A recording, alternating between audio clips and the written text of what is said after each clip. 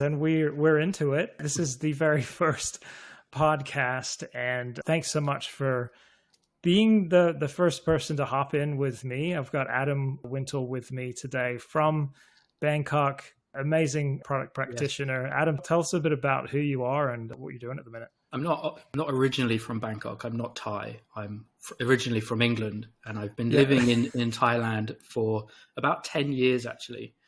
And I've been a product manager, or I've been calling myself a product manager for about 6 or 7 years. So the whole beginning of my journey as a product manager started here in Asia. I didn't sort of call myself a product person when I lived in the UK. So I suppose that gives me some different perspectives on the role, with sort of like looking through the lens of Southeast Asia on a lot of the topics, especially related to team and culture as well. Interesting. What were you before you called yourself a product manager? I used to run my own agency. So I sort of like the managing director of my own agency. And then my roots are really in UX and design. So I used to do graphic design, web design, logo design, and that kind of took me into the UX route. So at times I used to call myself, a UX practitioner or something. And then that sort of evolved into the agency, and then that sort of evolved into product. Was it sort of the career opportunities that pulled you in that direction, or did you just start to feel confined by UX and you wanted broader scope? It's not really either of those. At the agency at the time, so it was like sort of like a web digital agency, we would get a lot of clients that would come in knowing that I was a UX guy, and I was sort of had this team, and we could sort of do these digital products with a UX emphasis. And what I realized is they started to want to outsource the entire product, including at the end, one particular client wanted to outsource quite a lot of the product strategy as well. Like they gave me quite a lot of autonomy and a lot of decision making on that project around where the product may be steered, based around a framework of sort of KPIs and things. Back then, OKRs weren't really a big thing, but they had some sort of constraints. And you said, you guys can make your own decisions on the product as long as they, sit on this path. So I sort of thought, well, that's really empowering for my company and my team that we get to make decisions for this particular client's product. And that really was the seed into my mind of like, this is a thing, this is called product management. It's actually a role, it's actually a skill. And it just I sort of happened to stumble upon it through a client of my own company. That's amazing. That's a lot of commonalities to my story. I ran an agency for almost 10 years over in the States, and it was a very similar journey, sort of, because this project management is very broad, but I did notice that a lot of customers were coming in for, they wanted more than just the thing they were potentially asking for. They kind of wanted you to figure it out. So, but what type of product are you managing now? So right now, fast forward sort of 7 or 8 years, I'm working at an agency. So I'm working at Absinthe for Asia as a senior product manager, but I'm outsourced and embedded into a product group at True Digital Group, which is the digital arm of True Corporation in Thailand. So if anybody's not really familiar with large companies in Southeast Asia, True is sort of Thailand's number 1 or number 2 telco. And they also do the TV, they do the Wi-Fi, they do the mobile phones, they do everything here in Thailand. And True Digital Group is the digital arm of the telco. So they do all of their digital products. And at True Digital, I'm leading a team to build, I suppose I can tell you the details because it's all live and everything, it's all public, it's a UGC platform. So UGC is user-generated content. So Medium, Twitter, YouTube, even podcasting is a form of UGC. So the product we're building for True, which is this Thai product for Thai millennials, is kind of a hybrid between Medium and YouTube. So the kids can come into the platform and create text-based articles, or they can create video content for the True platform. I think that's a good summary. Interesting. So you've been there a few years and been through a launch of this product. Yeah. So I don't know if it's the thing, but I like to call myself the the founding product manager, because we Okay. brought in other product managers later. So I was really there from when we had 0 users. It was day 1, day 0, form the team, set the initial OKRs. How do we get our first customer? How do we go from that 0 to 1? And then really now it's scaled up, and it's got like millions of users coming to read the content, and tens of thousands of creators are on the platform. And it's been an exciting journey. I've been doing this 2 years to build it up this way. Wow. So yeah, I was really sort of from the beginning, which is cool. That's a rare opportunity to kind of get to shape things from nothing. A lot of times as a product manager, you coming into an organization, the product's already there and you're just working on a part of it or something. Did you have any sort of like early things that you shaped early, you focused early, strategized early, and now that's sort of paid off in a satisfying way that you're observing? We approached it in an incredibly lean way. We had some high-level objectives, which was set by the chief product officer at True Digital. And we were given a lot of autonomy and a lot of decision-making to hit we're using the OKR framework on this project. So as long as we made progress towards these OKRs, we could kind of build whatever we wanted. And at that point, which was sort of 2 years ago, we didn't know wherever it was going to go, because we were doing it almost like a lean startup style. We could pivot, we could take it a little bit this way, we could take it a little bit that way. We don't know where this is going to evolve. And that's what it kind of was for the first sort of 6 months. And then we sort of found a business model, and we found some things that did work, some things that didn't work, and that gave us a clearer path forward. Nice. So you found that. I like how you phrase that. So if you look at this 2-year journey that you've been on, but one of the reasons I want to do this podcast series is really to talk with product practitioners all around the world to understand what our biggest problems are as we kind of take on the challenge, which is our own craft, So, what would you be able to share as you look back on this project has been sort of the biggest challenge or pain point, friction that you've had to navigate through? I can definitely think of a couple of things that come to mind. So when I started this, I was already a product manager coming from another company. So I'd already had years of experience as product management. And that was a 100% remote company. So at the previous company, everybody was distributed around the world. We weren't located. And at that stage, I had read every product management book I could get my hands on. I'd watched every YouTube video of all the top sort of icons in product management. I've been to all the seminars, been to conferences in London, in San Francisco. And I thought, I know everything about product management now. I am ready for this new role. I can't read, watch, or listen to anything else related to product management. And I went in, and this was the first time I'd worked with a co-located team in about 2.5 years. I've been working remotely for a very long time.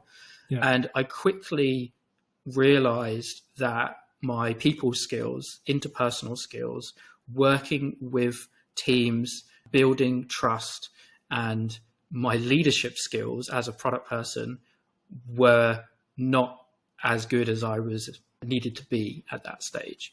And that had sort of taken me down this new path of learning and deeply understanding the people side of product. And I think it's also especially challenging because so much stuff is in Thai and so much stuff is in a language that I don't fully know, and the users are Thai. So communication to the team and then obviously to the stakeholders and to the users is even more critical to be high quality communication now, because you've got the language barrier occasionally. Wow. So that even pushed me harder to become a better communicator. Amazing. So people skills, leadership skills, communication skills. What first led you to actually be aware that this was a key kind of missing gap for you? Right. So, I was doing my thing, come straight in 100 miles an hour. I'm going to launch this new product, blah, blah, blah, blah, blah. And I had a 360 review with my boss. It was sort of like a quarterly review with my boss. And he said, you've scored really high, because the team were all giving me scores. You've scored really high on like strategy and vision, but if you bring it down to the ground level, he was saying, come back down to the ground floor, the interpersonal skills hasn't got a high score. And he was being really nice about it, but he sort of revealed, it's almost like you got to be a coach, or like a doctor has a bedside manner. Like a product manager needs to have a similar kind of touch or candor when you're collaborating, especially with different seniority levels within large organizations. Sometimes you come down to chat with junior devs. Sometimes you go up and speak to the most highest levels of senior leadership. And he was sort of saying, this is nuanced. This isn't something you can learn in a book. This isn't something you can just go to a seminar and goes, oh, I know how to do interpersonal skills now. And I kind of realized that's the next step in product management. It could take decades to actually master the people side of product, because there's no book on it really, because every team is different. Every product is different. Every stakeholder group is different. Yeah. It's sort of like as if product management weren't hard enough. Right. You spend years and you read all these books and you get the frameworks and the tools, and the tech is really complex, and the engineering, the design is just immense. Yeah. And then you get to this place and you realize, I only have only 50% of this. It's not 50%. I was at the product management festival in Singapore, and there was a guy, and it said Google product manager. So I thought, I'm going to try and find him for a coffee. So I met this guy from Google who was a product manager, and he was about 50 or 60. And I was like, oh, that's really weird that you're just product manager. You're not like senior executive vice president of product. And I was talking to him about it, and he said, I'm product manager of search. And I was like, you mean just like Google search? And he was like, yeah, I'm just product manager of search. And he was like a purist on product. And he was like, I don't want to be senior vice president of search or whatever. I want to practice product management. And this was after I'd had this 360 conversation with my boss. He'd given me this feedback. And I said, so why do you keep yourself as product manager? Why don't you keep going up to be chief product officer of search? And he said, well, and he really resonated with me. He said, because so much of the actual core product management is about leadership and people, which kind of mirrored what I was thinking about at the time.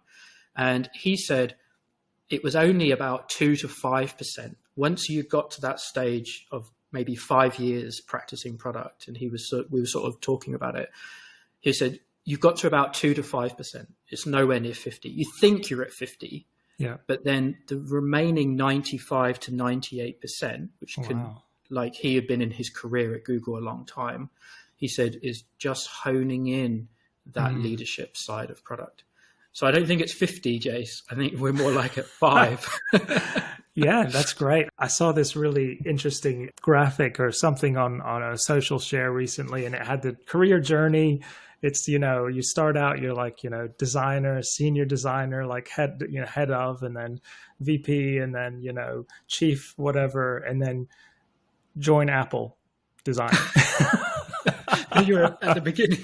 Yeah, it's like, but sort of zoom in on how you felt when you realized this. Were you kind of fighting this concept a bit? Or, how were you feeling?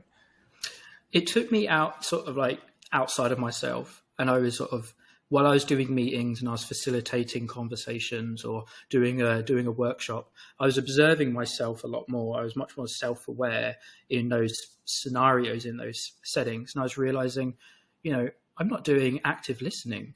Like I'm not repeating back to somebody what they just said to me, or I'm sometimes, to move the conversation forward, I may cut people off.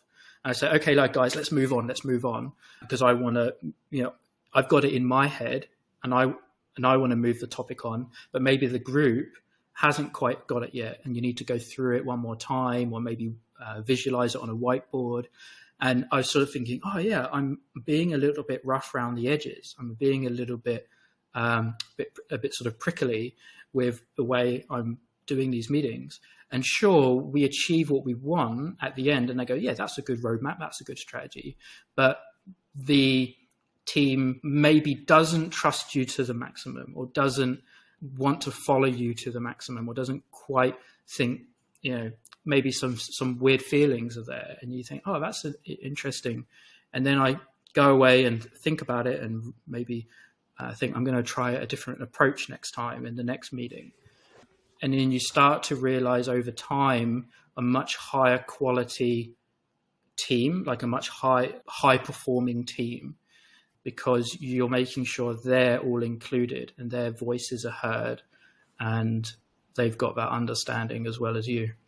So is that the way you sort of navigated forward learning? Did you kind of approach it in I love how you kind of had a third person camera on yourself. I think that's a critical step one of self-awareness, like, EQ for product managers. But, did you kind of do a lean navigating forward for yourself, kind of testing and learning? Or did you think in your head, my solution is I've got to go out and find these things and, whatever, new tools or something? It's very iterative. It was almost like trial and error. I didn't have a playbook, or I did get a coach. I found a product coach who was sort of mentoring and coaching me on a lot of these aspects, but I didn't follow a blueprint. It was a lot of trial and error. And that was sort of about a year and a half ago. So when I was sort of 6 months into this project, I kind of realized I had these problems, and then I've sort of been working on improving that side of things for a year and a half. So if this takes decades long, I'm only probably 10% through getting good at this stuff. But this would be a journey that just so many of us in this craft are on. We're right in the center of these organizations having to just work at so many levels between so many teams. It's great that you found a coach. How did you find them, and what percentage do you think they fed into the solution for you? I found the coach through a friend, and it was just a recommendation. And we started off quite formally doing like a weekly coaching thing and stuff. And then we started to make it less formal, where he would be able to help me more ad hoc, or if I'm going into a really important meeting, we'd have a quick call and stuff. I suppose if somebody's looking to find a coach or a mentor for themselves, I think they need to find what strength does that person have? What does that person like better at than that you don't have? And so they can sort of guide you in those areas. So the person I've been working with worked in Fortune 500 companies in the States and led much larger teams than I had. And that's the kind of thing I was looking for, is somebody who had kind of already done it in a way for a few, who's sort of further ahead on that journey than I am. Does that make sense? Yeah. And do you feel like they were sort of 50% or more of the solution for you as you were navigating through? In the beginning, yeah, there was like a little bit of like, come on, Adam, like sort of hand holding. And then I kind of learned some techniques, like active listening was one that I recommend everybody. It's actually a technique that you can do, and there's other things as well. And then it was really like I was sort of doing it on my own. So I suppose it started off more coaching at the beginning, and now it's less. Wow. So active listening and sort of, is there a couple of other things key things that you think you've learned on this particular journey, or techniques, mechanisms? I don't want to go, because it's not tools, but. Yeah, it's like visualizing the solution is another one. So you've got it in your mind and you think everybody's got alignment, but more often than not, people have imagined the solution differently in their heads. So if you just whiteboard it out with boxes and squares, people go, no, I didn't think that was different in their head. And that creates this better alignment. And then you're still in this central role, you're still facilitating it, and you're using these visual cues to align the room. That was one thing I realized that I wasn't doing before, because I thought, I got it in my head, that's all that matters, let's move on. But actually, you want to get that good, strong alignment from the group. The active listening as well, which is basically somebody's talking to you about it, so they're explaining their understanding of something to you, and you paraphrase it back to them. So you say, oh, so just so I'm clear, Jase, just so I'm understanding, this is what you mean. And then you do X, Y, Z. And they either say, no, you don't understand, or they go, yeah, that's it.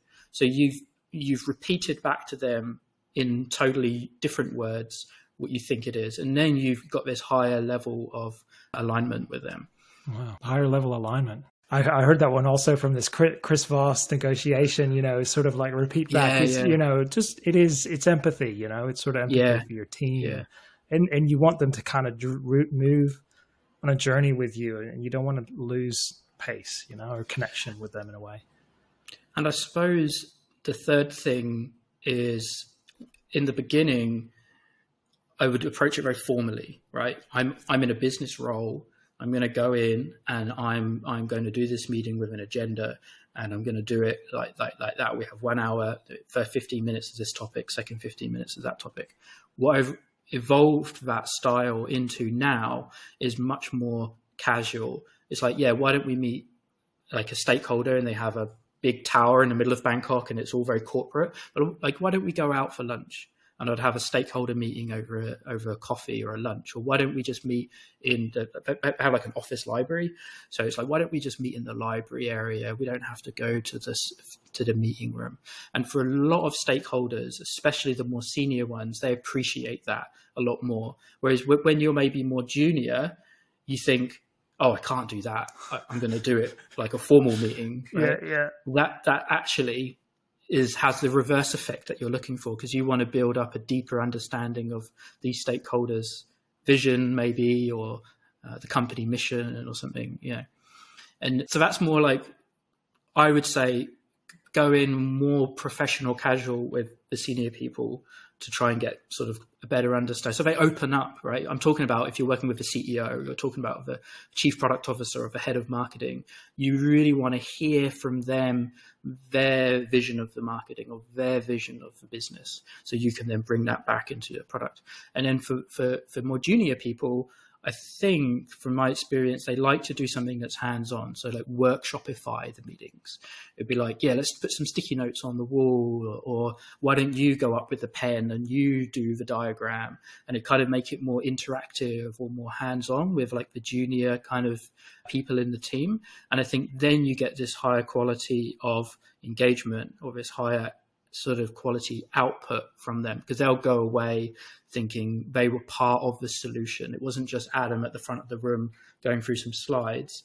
They were part of that as well. I think that's important. Yeah. And they were.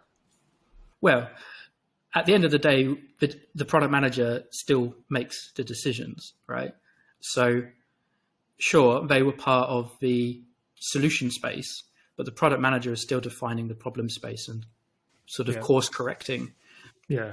I think for ownership, sort of, I always like it if I hear someone else making the right decision, the one that I agree with. Yeah. But if I think that's definitely not right, I'll say, well, it's not. Exactly. Yeah. So, but this whole journey, it takes effort, it's sort of, it's a pretty tough road, and it requires emotional toughness to kind of have that, self-awareness and keep adapting. Why do you do this? What are you kind of shifting gears a bit? Like what is your, aside from just having a job, like it could be anything. Why this?